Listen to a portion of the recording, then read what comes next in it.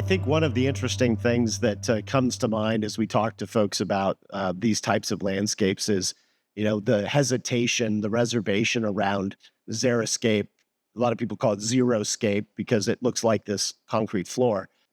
In one word, what would be your encouragement or why you would say this is not a zeroscape type place? So give me a word that stands out in your mind to help encourage folks. So for a word for instead of zeroscape or zeroscape. Yeah. So at the Conservation Garden Park, we talk about localscapes, right? Which is what's being shown here at Terraine as a landscape that is locally adapted to the region. When you're here at Terraine, it feels like Utah.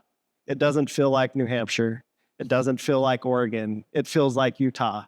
And it's a stylized version of nature that you see here, but it is definitely Utah. And it is not the zeroscape. It is not cactus and lava rock and a wagon wheel. It's not the surface of the moon.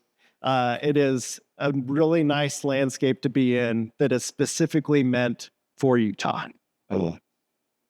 Amy, what's your word? I really like the localscape word.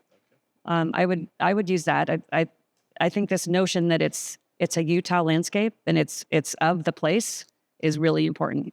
Whatever we want to call it, but it's not putting rocks down, and that's not what we mean by xeriscape. But I think that you can have a beautiful landscape that's not just rocks, and I think we're demonstrating that here. I think the word I would use, kind of riffing on both of those answers, is celebratory. It celebrates the already existent beauty of our landscape, and it just takes it a notch up. Yep. I'm encouraged by that. As I look down the Central Meadow, I think beautiful. And that's, I think, what we're aiming for at the end of it all.